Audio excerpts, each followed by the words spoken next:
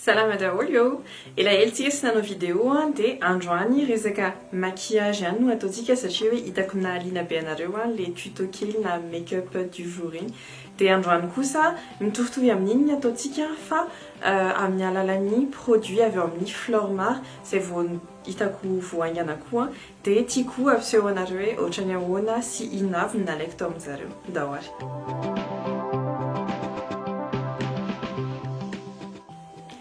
Produit vitsivitsy izay efa natoroko anareo tao anaty story no andeha ampiasaiko androany.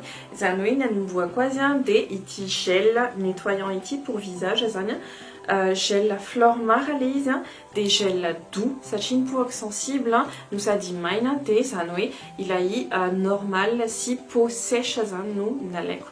Izy ity anadiovako ny tarehako rehefa le avy mivoaka iny.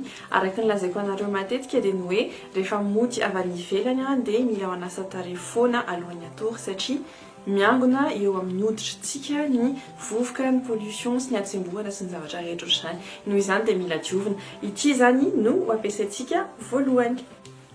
Manarakarak'izay dia naka ny reto produit tena faran'izay basique bébé crème anay zany hoe teinte médium no nalaiko. Ho hitantsika eo hoe mifanaraka tsara amin'ny teint ve sa lasa clair loatra ho hitantsika miaraka eo. Dia avy eo kosa naka mascara 3 en 1 izy ity, triple action le izy dia izany hoe sady manalava no mampisy volume no mampikory an'le cils. Ho hitantsika eo satria fantatrareo ihany hoe zara fa misy volomaso. Ny faharoa dia ity fahatelo azafady ity le cauchemaran'ny ankabeazantsika le eyeliner hoe ahoana manositra anazy. Normalement ity iray ity nanaovako eo tany amin'ny boutique mora appliquena kely dia ho asehoko anareo ny tuto fanosorana eyeliner sans rater. Engane. Dia ny farany kosa dia ity gloss ity. Ity gloss ity indray dia gloss araky ny mahazatra efa hainareo ihany fitiavako gloss. Dia ny anaran'izy ity dia hoe Dewy Lip Glaze. Izany hoe ohatran'ilay donut reny zany normalement ny molotra rehefa manao an'ity. Fuchsia lokon'le izy dia ho hitantsika eo hoe hivoaka tsara ve sa tsy. Andahoary atombokontsika amin'ilay gel nettoyant. Ny lemako ny tarehako dia ho ataoko face caméra eto ny fampiasana an'ilay gel nettoyant dia ho hitanareo eto zany ny effet-ny.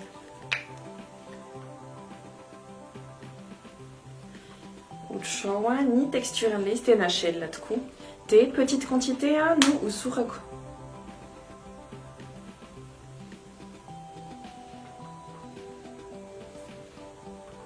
Raha ny fofony aloha dia tena agréable tsy misy ohatr'izany. Tena fruit frais izany hoe aponga be an-danitra moa zany ny parfum-n'le izy dia pamplemousse raha tsy diso ho asehoko anareo ihany fa tena manitra be andrekaiky tena manitra tena manitra.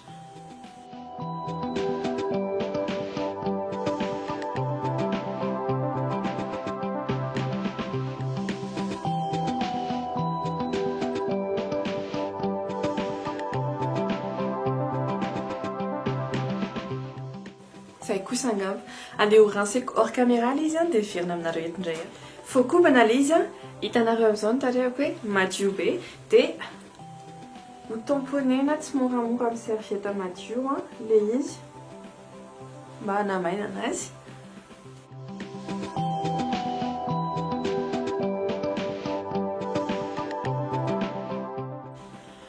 Dia afaka miditra amin'ny maquillage amin'izay tsika. Ny anomboantsika anazy mazava ho azy dia ny bébé crème.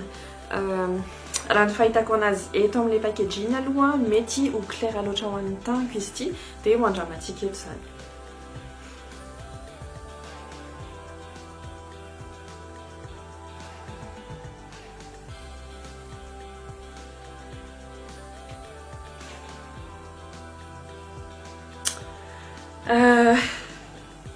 Tena diso be ato amin'ilay safidin'ilay teinten'ilay bébé crème fa tsy maninona fa ho ataoko base-na teint sy ataoko anti-cerne le izy dia ho hitantsika eo ohatrany ahoana ny couvrance sy ny résultat. Ça arrive. Amin'ny bébé crème anazy dia amin'ny tanana no nosorako azy zany hoe avec les doigts zany fa tsy ampiasa pinceau mihitsy ho atomboko amin'ny zone misy hyperpigmentation eto ambany eto sy ny cerne eto dia mety asiko kely eto anaovana tena hoe illuminateur de teint izy zany.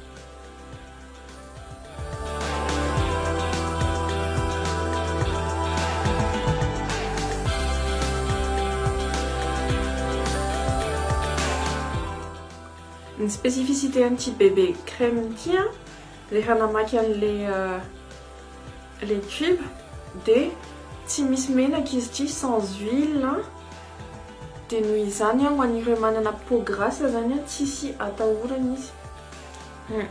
Ahitanareo izy dia somary clair le izy amin'ny teintko fa tsy malina fa ataontsika base moa le izy dia hoakofantsika fond de teint zany avy eo. Au lieu de manisy crème hydratante ohatran'le mahazatra anazy zany dia ity bébé crème ity no ataoko solony satria ny bébé crème tokony sady mihydraté no afaka solona fond de teint no solona soin mihitsy moa zany. Ohatran'ny hoe mandaitra le izy raha atao amin'ity cerne satria teint clair ao loatra ho anao.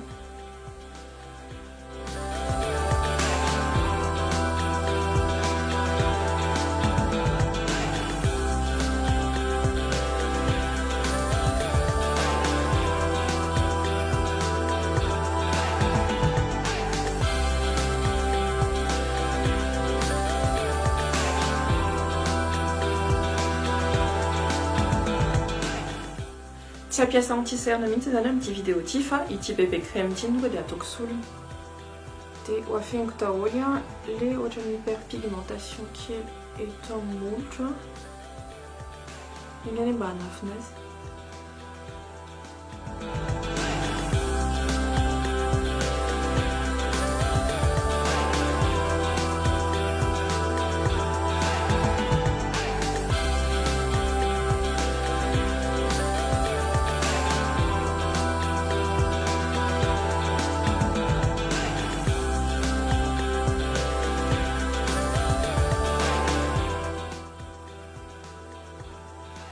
Dia zay azo ataitrinareo oui tena clair loatra le izy raha ho an'ny teintko zany hoe ho an'ireo olona zarazara hoditra fotsifotsy no za zany dia afaka mampiasa tsara an'ity bébé crème ity amin'ny maha bébé crème anazy tsy voatery mampiasa fond de teint avy eo fa ny anahy kosa dia asiako fond de teint zany. Pinceau no andeha ho appliqueko an'ilay fond de teint androany dia anankiray ihany. Satria efa fantatrareo hoe za tsy dia tia ny maquillage mavesatra be. Dia ity iray ity dia tokony ho ampy. Aingany mba ho rakotra.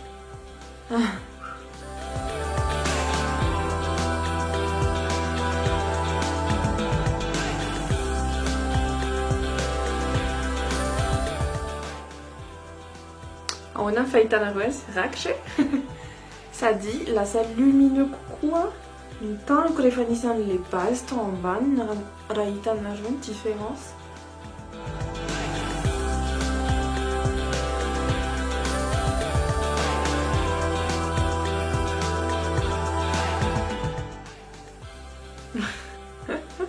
Tonga dia hita be ny différence an'le izy rehefa misy an'le fond de teint. Aka beauty blender kely estomper an'le izy mety hoe hanome effet encore plus naturel. Dia beauty blender lena tsy tena hoe lena be fa azonareo ihany humide.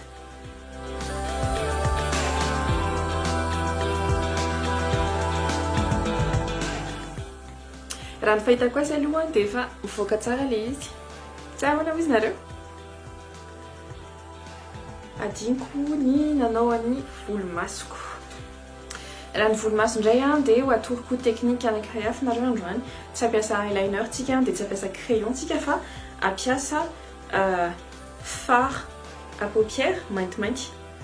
Tsy atao miosina be zany fa atao tena léger dia les pinceaux ohatran'ity sourcil abesatsika le biseauté ohatr'ity. Alaitsika ny fard à paupières dia tena atao léger kely ohatr'izay dia tracena manaraka an'le forme an'le volomaso tianareo.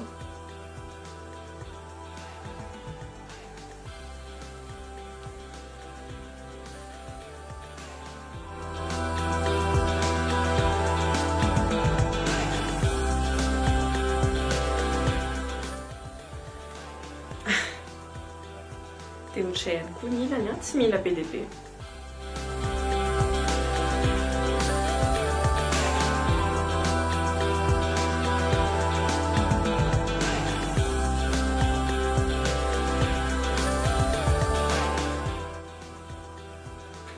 Mety fe tokony mety.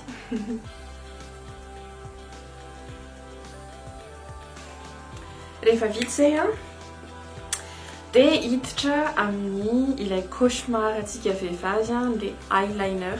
Asehoko anareo le eyeliner atao amin'ny fleur mare dia ohatrany ahoana ny pinceau-any ato. Toy izao. Zany hoe lohany kely ohatr'izao dia izy tsy tena hoe souple fa assez souple pour l'application. Lasartsika alainareo ohatr'izao ny eyeliner dia les techniques ahafahantsika manao trait parfait soi-disant ho an'izay masontsika rehetra satria tsy mitovy daholo ny maso rehetra dia ny fanarahana an'ity ligne ambanin'ny maso ity dia iny kosa no taritina aty ambony. Asehoko anareo. Amin'ny voalohany zany raisinareo ohatr'izao ilay eyeliner dia atao mifanitsy amin'ilay ligne inférieure an'ny masonareo.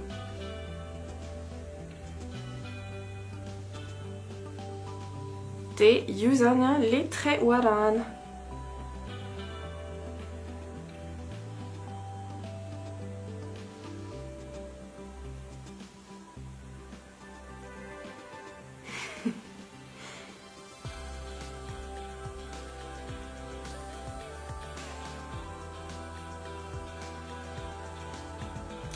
Dia vita! Hitanareo hoe pratika be ity zavatra ity. Dia vita ny trait anankiray 5 secondes. Enkany hoe mba hainareo amin'izay ataoko ny ilany.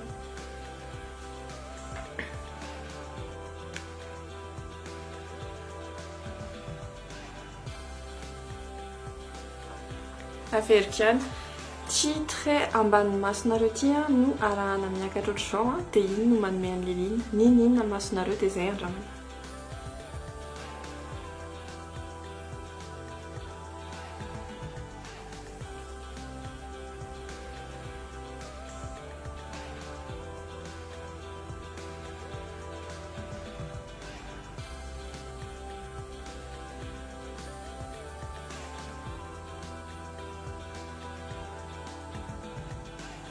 Tenona kosa ireo banga kely aveo.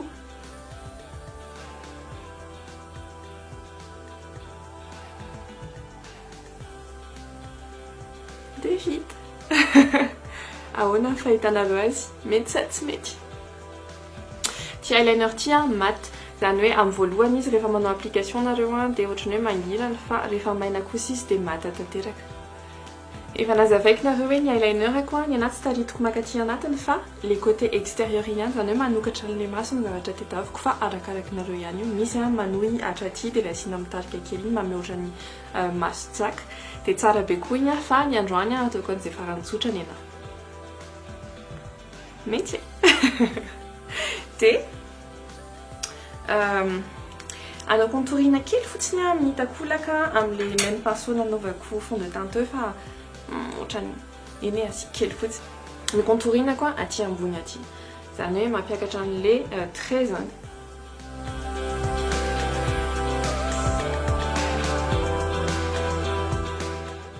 Hitanareo hoe mahasamihafa azy rehefa misy an'ilay contourina koa.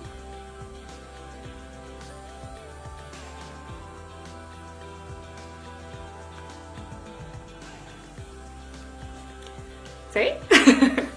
Dia misy anankiray hafa asehoko anareo. Instrument de torture no fahitan'ny olona sasany azy dia andrasana asehoko anareo le instrument de torture hoy aho satria ho an'ireo izay mbola tsy zatra dia ny fampiasaina an'ity zavatra kely ity zany hoe recours de cils dia tena torture mihitsy satria moa zany naka mascara dia aleoko aloha mampiasa an'ity amin'izay mba mampavoaka an'ilay izy kokoa.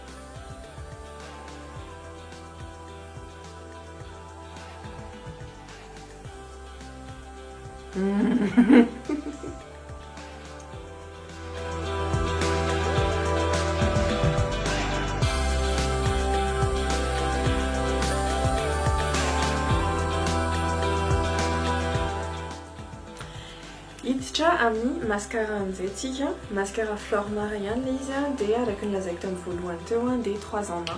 Zany hoe sady anisy volume izy ity no anisy longueur no mbola i-recourber encore plus anireo cils sady tsy tena ananako loatra. Ndao jerena ary hoe. Ohatran'izao ny brosse-n'le izy dia ndao ary. Rehefa manosotra mascara kosa dia horesitsika katraty amin'ny foton'le volomaso zany le izy dia brossaina manao zigzag miakatra ohatr'izao.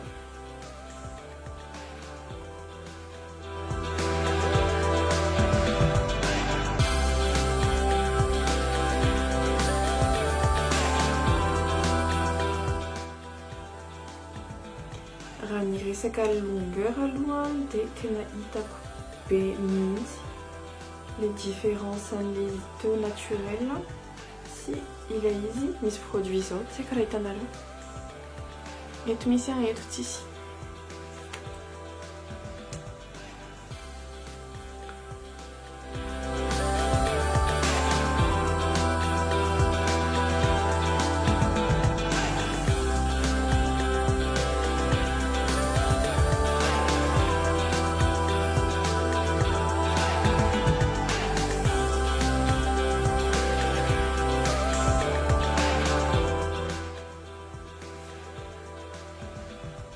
Ainsi que deuxième couche izao.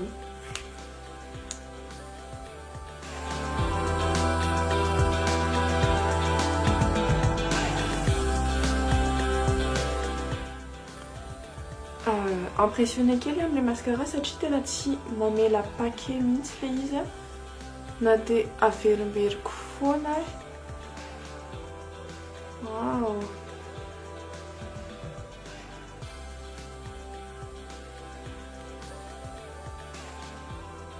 Averimberiko foana zao le brosse dia tsy mamela paquet hitanareo le ratsy tare ohatrany misy taindalitra miangona reny. Dia le longueur tena hitako be mihitsy. Hitanareo ve le izy?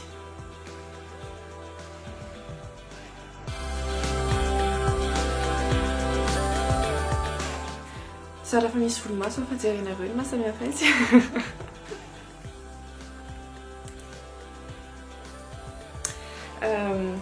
Miteny ato hoe mety tsy hanisy blush fa en fin de compte aleo asiana ihany mba manome bonne mine. Ny blush koa ohatrany mahazatra ihany aty ambonimbony aty dia blush poudre moa zany ty ampiasaiko ty fa tsy crème dia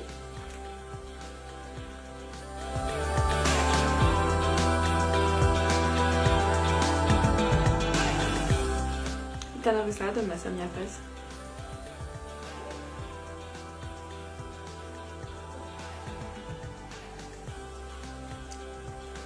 Zay kosa ny tarehy dia hiditra amin'ny partie anisan'ny préféré antsika ny molotra. Ho an'ilay molotra tsoriko aminareo efa nandramako le gloss ty dia tena afa-po tanteraka tena zato isan-jato mbola tsy nanana gloss ohatran'ity hatramin'izay niainako fa ho ampisehoako anareo ohatrany ahoana tena afaliana no nanandramako an'ity hauteur. Ndao ary. Hodiovy kely aloha le exerna fond de teint eto.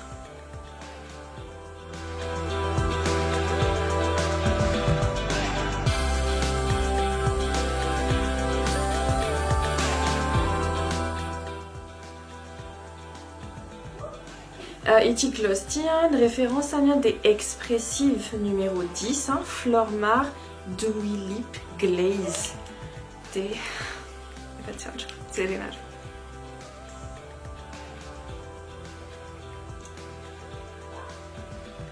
Ohatr'izao ny applicateur an'ilay izy. Amiko aloha tena pratika be satria efa noteneniko anareo hoe efa nandramako le izy teo fa tena raha ny fofony andraikaka ohatran'ny grenadine tena tsara le izy fa lasa ampisehoako anareo aloha ny paozina ireo sorana dia hitantsika hoe ny ambiny momba ny fofony sy ny sisa.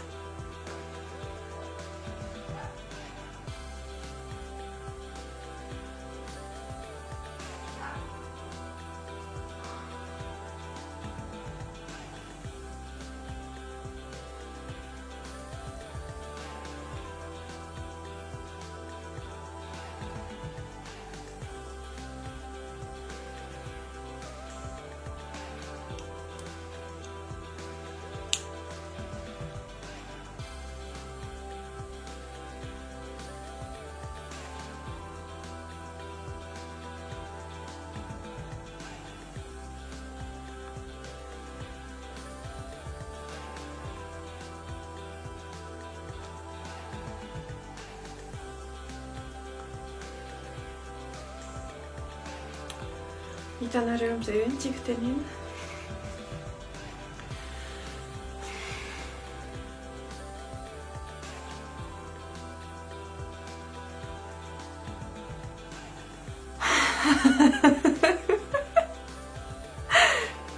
Averiko a ity ngamba ny glosy tsara indrindra nandramako nefa nefa maro izay glosy nandramako izay hatramin'izay ny iainako fa nanareo ary mijery an'ilay izy dia mahita ny résultat.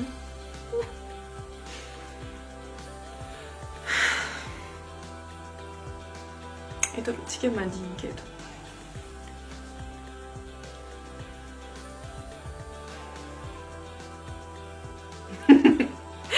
Bon, anavotra volo kely a dia asehoko anareo amin'izay ny résultat tena farany a mba miaraka amin'ny volo tena izy. Dia izay, zao le résultat final miaraka amin'ny produit Flormar dia averiko ihany ny produit nampiasaiko teo zany a dia nitomboka tamin'ny gel nettoyant Flormar pour peau sèche satria ny peau somary sèche ici sady pour peau normale no pour peau sèche fa misy kosa ny pour peau grasse dia manarakarak'izay dia ny bébé crème sans huile izy ity dia ho anareo misy rougeur dia afaka mampiasa an'izy ity satria izy ity micorriger amin'ny rougeur. Ina koa ny afaka teneniko momba anazy ity. M'hydrater no tsisy excès na huile no sady manamandina no calmer an'izay mety irritation amin'ny tarehinareo. Raha amiko manokana dia tsika atao hoe clair loatra ny tanalaiko ity fa raha ohatra nareo ka fotsifotsy no za dia mety hiety aminareo ity teinte médium ity.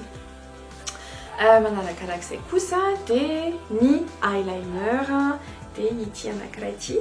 Eyeliner waterproof izy ity dia pinceau mat moa zany izy eyeliner mat au pinceau dia sady waterproof zany hoe tsy voalan'ny rano fa raha ohatra nareo ka mitomana manevina dia tsy afaka zany.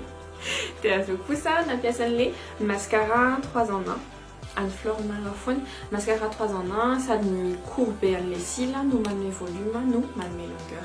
Ho an'ireo izay tia volomaso lava be sy ny sisa na tsisy volomaso ohatranahy dia tena mety amintsika zany ity.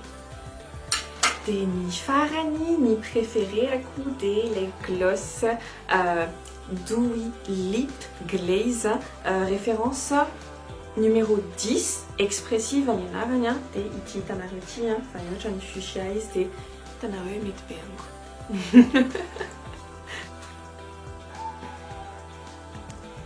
Dia izay ny vidéo antsika androany dia mino fa nafinaritra iny mino fa tianareo satria nareo tia le maquillage tsotsotra ohatran'izao anahy zao dia mino fa tianareo koa le gloss fa io ny zavatra tena tiako indrindra tamin'ny androany dia zao kosa le résultat.